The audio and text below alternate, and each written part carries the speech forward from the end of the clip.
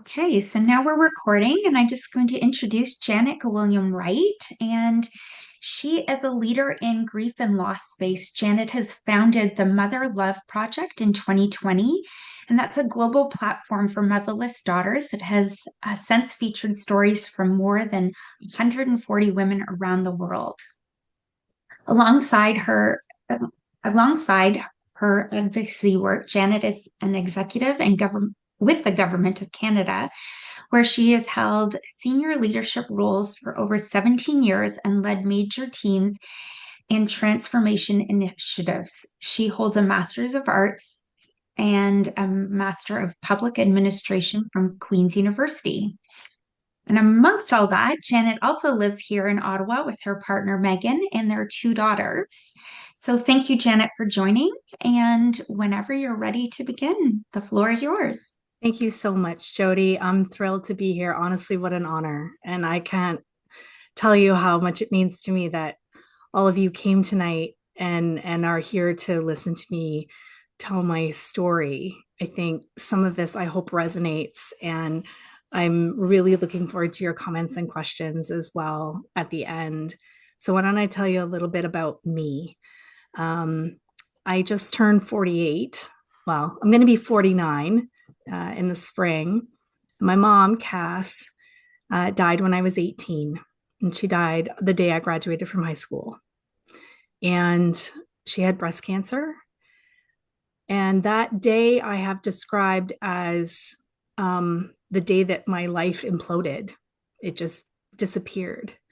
I have the me version before that day, and I have the me version after that day. And I think that many of us can really resonate with that sort of timeline marker of when our lives changed in an instant. So I was 18 and I was about to go to university. I was starting at the University of British Columbia, where I did my undergrad 2 months after she died.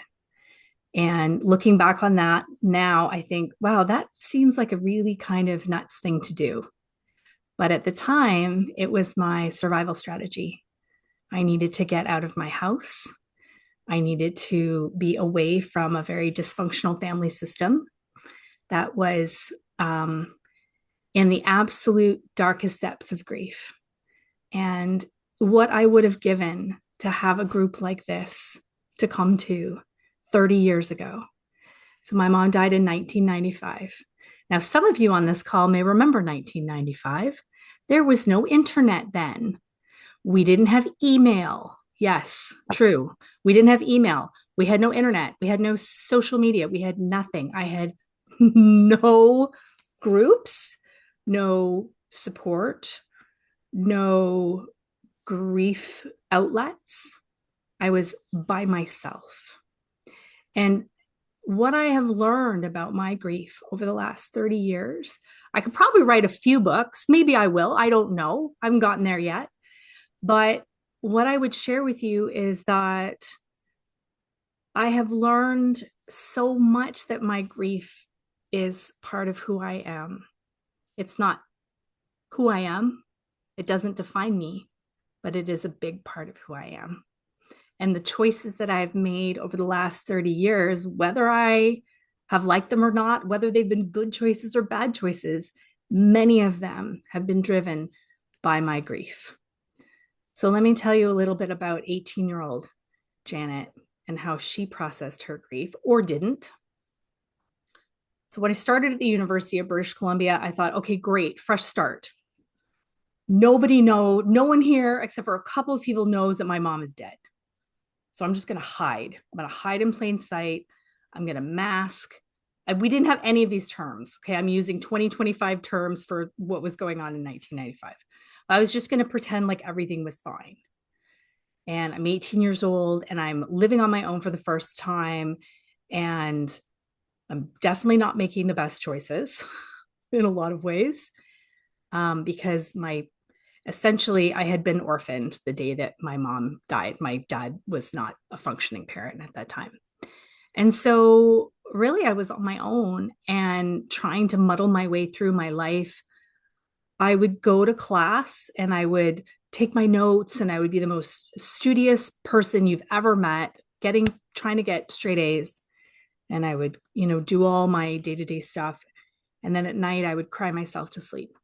And I would cry and cry and cry all night long. My grief, the depths of my grief was so heavy that I thought my despair might consume me. And every day I would get up and I would try to, fix my face and brush my hair and brush my teeth. And I'd just go back out and do classes again. And I did this on and on and on and on until about January when I got very, very sick. I got very ill. And what I didn't realize at the time was this was a direct result of the grief that I was feeling, that I hadn't processed, that I wasn't dealing with, that I was actively trying to ignore. So I got very, very sick, missed a bunch of school, didn't even think I was going to be able to go back to school, but I managed to go back. And after that, I pretty much laced up my running shoes and decided I'm going to outrun my grief. That's what's going to happen. I'm just going to keep running as fast as I can and it will never catch me. And I did that sort of very dysfunctional kind of running for years. And then I hit a wall when I was 24. And I was in grad school. And this facade, this veneer I had had about like high performing, super smart, educated, getting all these degrees just crumbled. Oh my goodness. I just collapsed. I became severely depressed. My anxiety was so high I could barely function. And that's 24 years ago. That started a lifelong really struggle with mental health issues. And I would say that it's been only in the last sort of 7 or 8 years that my mental health has really stabilized. And I've learned a lot about what I need from mental health professionals, from my family, from myself. But I think what I've learned the most is that when I started to befriend my grief, my mental health started to improve. So, what does that mean? It means that my grief is always with me. And that doesn't mean that I'm always sad or that I always cry or that, that very difficult despair that we feel in the early days of grief is with me. I don't have that anymore. But what I have is a deep ache for my mom. And I've had it since I was 18 years old. And when my children were born, she wasn't there. And when I got married, she wasn't there. And every time I graduated with a different degree, she still wasn't there. And those are just the big things that I can think of. Even just in the day to day, I wish I could just pick up the phone and call her and tell her something stupid, funny, dumb, hilarious, whatever. I used to say to friends what I would give to just go shoe shopping with my mom again. That was what we did. We went and bought shoes. My mom was a big believer in retail therapy. And that was something that we really did together. And I really miss that about her. I really miss the fact that she was my best friend and my confidant and my supporter and my biggest cheerleader. And I haven't had that in such a long time. So when I realized that, oh, my grief is still with me, it's been with me this whole time. And I need to bring it close to me now. See, I'm getting teary. That's when I really realized this is the power of my grief, not over me, but with me. And what I've learned is that grief needs a few things. Grief needs community, grief needs respect, and grief needs acknowledgement. And so, I go into conversations like this all the time with people, and they say to me, gosh, 30 years, that's a long time. That's a long time to miss somebody. And it is, but I'll always miss her. And I think that that's just the reality of it. And there's no way around it. There's only through. And I think that that's when you have an opportunity to have a group like this that can recognize and validate and acknowledge the things that we've suffered, the things that we've been through, the club that literally none of us want to be in. There's such a power in that. And I think that that's so beautiful. And I think that there were many years, particularly around the holidays. My mom loved Christmas. Okay. And I want to show you a little picture. You probably won't be able to see it. This is my mom as a teenager at Christmas. And this is one of my favorite pictures. And I keep it on my desk. I have a little shrine to my mom here. You can't really see it, but there's pictures and I have candles and stuff like that. And sometimes, and this is my office, this is where I work from home. And sometimes I'll just come down here and I'll be working away and I'll just light a candle to her in front of her pictures. And it's a really powerful memory for me that she's still here. She's still with me, even all these years later. I think what's really hard is that next year I'm going to be the same age that she was when she died. And that is a trip. It's a real trip. I think some of us have heard the term grief math. I do a lot of grief math. How many years has it been since I've seen her? How long has it been since I heard her voice? How old would she have been now? Answer is 80. And I had the opportunity a couple of years ago to go to a grief retreat in Costa Rica. It's one of the greatest things I've ever done in my entire life. And when I got there, I went by myself. I didn't know what to expect. I just knew that I had to go. I spent a week in the jungle at this really nice place. Okay, but it was in the jungle with complete strangers. And we cried and we danced and we sang and we told stories and we journaled, we meditated. And it was truly transformative. And the first thing that we did was we created our grief altar. And it was just a simple spot in the front of the room where we were doing our, group work, covered by a simple cloth with candles and a few little offerings of, fruit and that kind of stuff. And we all brought pictures with us down to Costa Rica of the people that we had lost. And we put our pictures on that altar. And every day we looked at those photos and we told stories about our people. And that's the one thing that nobody tells you about grief, I think. Well, there's lots of things, but the biggest thing is that when your person dies, people stop talking about them. They stop telling stories. They stop saying their name. And that's why I created the Mother Love Project in 2020. Because after 25 years of grieving my mom, I didn't have anybody else to talk to about her. Nobody knows her anymore. No one says her name. And I wanted to tell my story of her and my memories of her in a way that was like a living memorial to her and to me. And I thought at the time, maybe if I tell my story, maybe other people will too. And so one day during the pandemic, because I didn't have anything else to do, couldn't go outside, I just created this website. And I was in the shower one morning and I thought, oh, it should be called the Mother Love Project. I do not know why. It just came to me. And I created an Instagram account and I hit post. And I didn't know what was going to happen.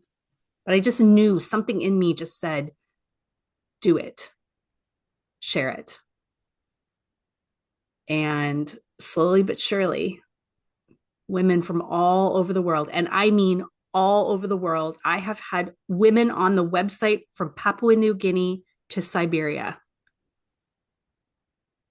come, read the stories, submit the stories, tell the memories, and share the beauty and the love that they have for their moms and for themselves.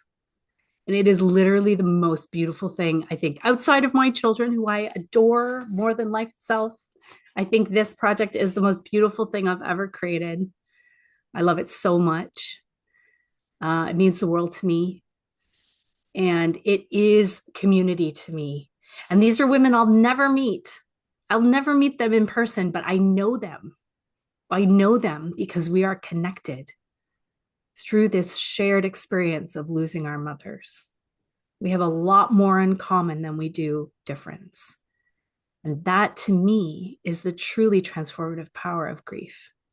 And I could tell you that the 18-year-old version of me, if someone had said to me, wow, grief is so transformative, aren't you happy to be transformed? I probably would have wanted to punch them in the face because my life was over. That's what I thought. My life is over now. And it has taken me 30 years, truly, to figure out, how do I live with this grief? And maybe I'm a slow learner, totally possible. But I think when you lose a parent or you suffer a catastrophic loss at an early age, there's something so life altering about that, from an identity perspective, from a worldview perspective. And it's taken me a lot of therapy and a lot of different meds been on to kind of figure out, how do I go through life in a way that I feel okay about myself, about my grief, about the world that I live in. And I'm just really honored to share my story. I didn't think I was going to get this upset. Oh my gosh, I really didn't. I was like, whew, started talking about my mom, and then there it is, right? It's right there. Doesn't even take much. But honestly, looking at these pictures is another picture of my mom. It was when she was young. I love these pictures and I keep them close to me because they just fill my heart so much.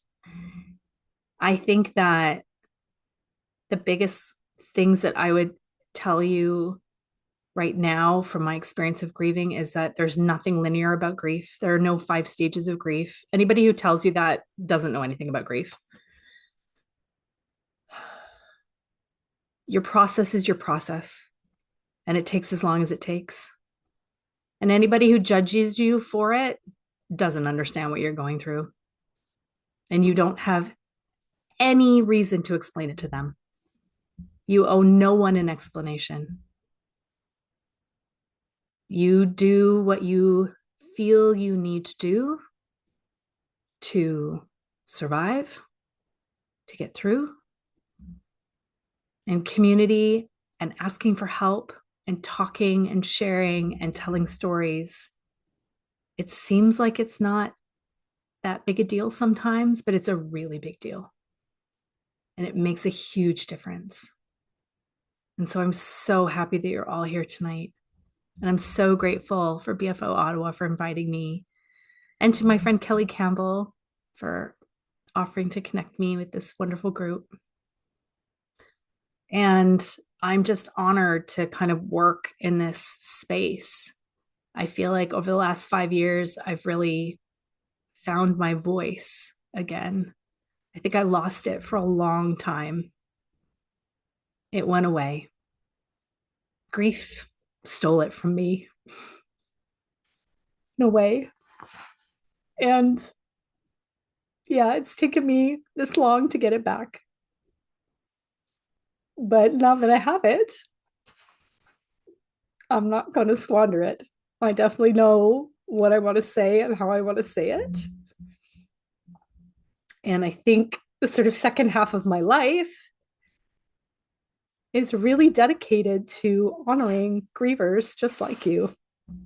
And in that, a little piece of that hole in my heart that I thought would never go away starts to get filled up a little bit more.